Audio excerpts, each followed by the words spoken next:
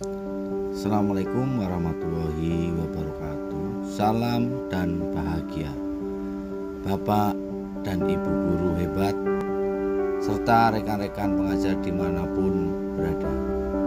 Mohon izin menyampaikan tugas 1.1.A.8, yaitu koneksi antar materi kesimpulan dan refleksi modul 1.1.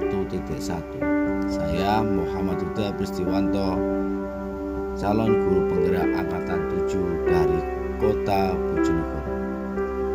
Fasilitator saya yaitu Bapak Agus Syafi'i dan pengajar praktek saya Ibu Anita Juliati.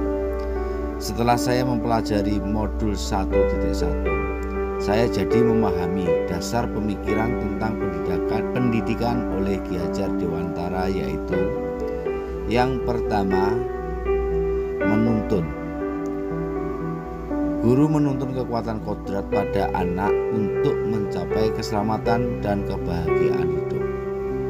Yang kedua, berpihak pada anak dalam pembelajaran.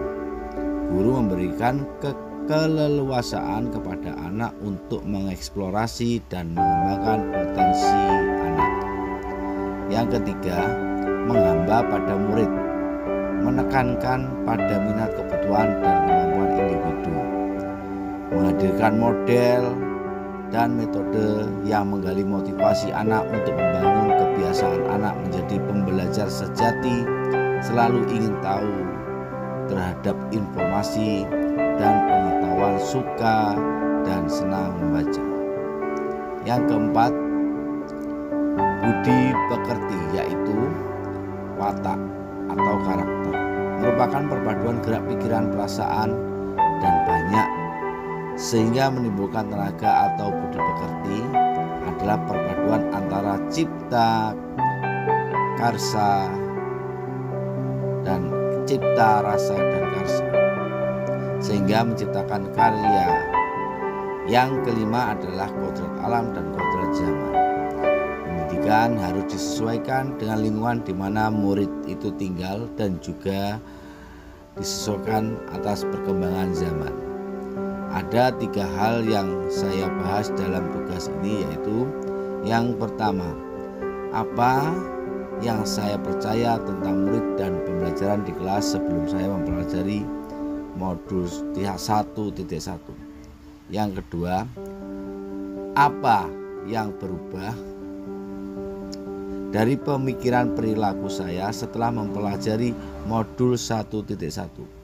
Dan yang ketiga adalah apa yang bisa saya terapkan agar lebih baik di kelas saya yang mencerminkan pemikiran dari Ki Hajar Dewantara.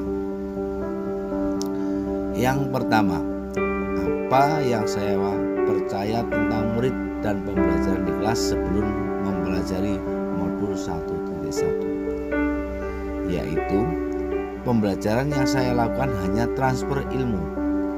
Saya sangat dominan dan menuntut siswa menguasai materi. Saya juga selalu meminta siswa mengamati dengan menggambarkan rumus-rumus matematika. Nah, sebenarnya hal itu kurang baik dalam evaluasi. Terkadang itu malahan menjadikan anak-anak lupa. Seharusnya harus menemukan rumus, bukan harus menghafal rumus yang saya berikan. Saya sering menganggap siswa yang nilai jelek selalu beranggapan mereka malas dan tidak mau berlatih karena menganggap soal yang mudah yang saya berikan, tetapi siswa saya tidak bisa mengerjakan. Kemudian saya juga merasa sudah berhasil membuat pembelajaran yang saya lakukan dibuktikan dengan siswa saya banyak yang tuntas KKM dan tidak banyak yang mengeluh dalam KBM. Saya hanya mementingkan kognitif, aspek keterampilan, dan sikap sering saya abaikan. Saya menjadikan hukuman sebagai satu-satunya cara menertibkan siswa agar menjadi lebih disiplin. Kemudian saya juga masih menganggap siswa memiliki pemahaman yang sama, sehingga pembelajaran itu tidak berderefisiensi. Kemudian yang kedua, apa yang berubah dari pemikiran atau perilaku saya setelah mempelajari modul 1.1? Setelah mempelajari modul 1.1, saya menyadari kesalahan saya selama ini, sehingga saya akan memberikan kebebasan pada siswa dalam memilih gaya belajar yang mereka suka. Siswa tidak akan saya jadikan objek, seharusnya sebagai objek dalam pembelajaran. Seharusnya menjadi sebagai subjek, jadi bukan objek siswa itu dalam pembelajaran. Saya akan menerapkan sistem, yaitu metode pembelajaran berdasarkan ASI, ASAH, dan ASUH. Karena setiap anak itu ternyata memiliki keunikan dan keistimewaan masing-masing. Sebagai guru, saya harus memahami bakat dan minat sesuai dengan kodrat alam dan kodrat zaman. Kemudian saya juga akan melakukan pembelajaran secara menyeluruh, baik aspek kognitif, afektif, psikomotorik, spiritual, dan sosial. Siswa memegang kendali dalam pembelajaran. Guru hanya sebagai fasilitator pembelajaran. Dan pembelajaran saya berpusat pada siswa sesuai kodrat alam dan kodrat zaman, agar terwujud merdeka belajar.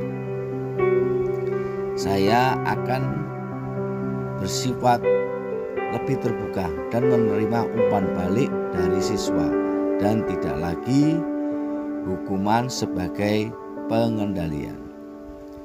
Yang ketiga,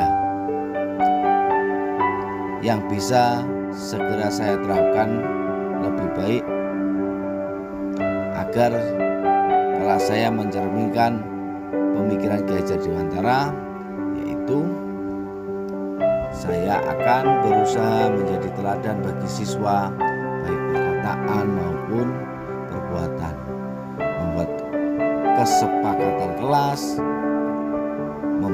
kesepakatan kelas bersama siswa, agar siswa bertanggung jawab dan berkomitmen melaksanakan kesepakatan yang sudah disepakati.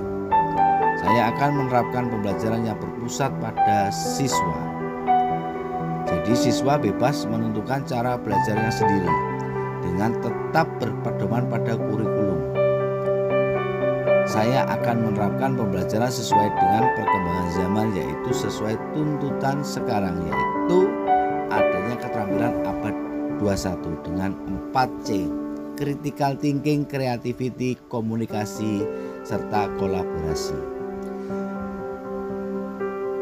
Kemudian saya akan berkolaborasi dengan semua pihak, baik dari kepala sekolah, orang tua, dan siswa, untuk mewujudkan pembelajaran yang lebih merdeka.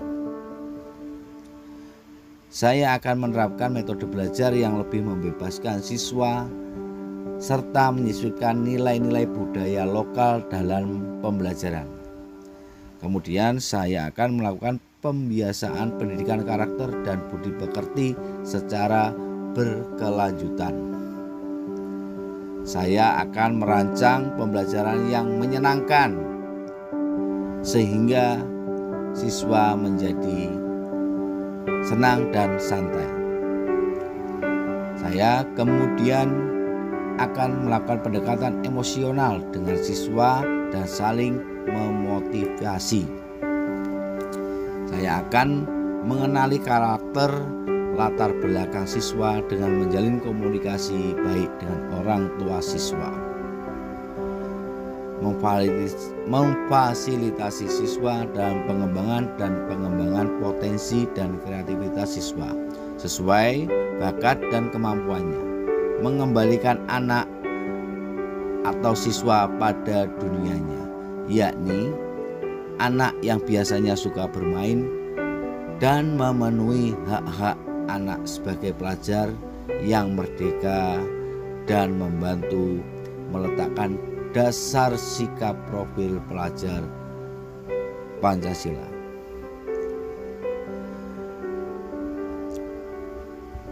Cukup sekian dari penjelasan dari saya. Mohon maaf apabila ada kekurangan. Wabillahi taufiq wal hidayah. Wassalamualaikum warahmatullahi wabarakatuh.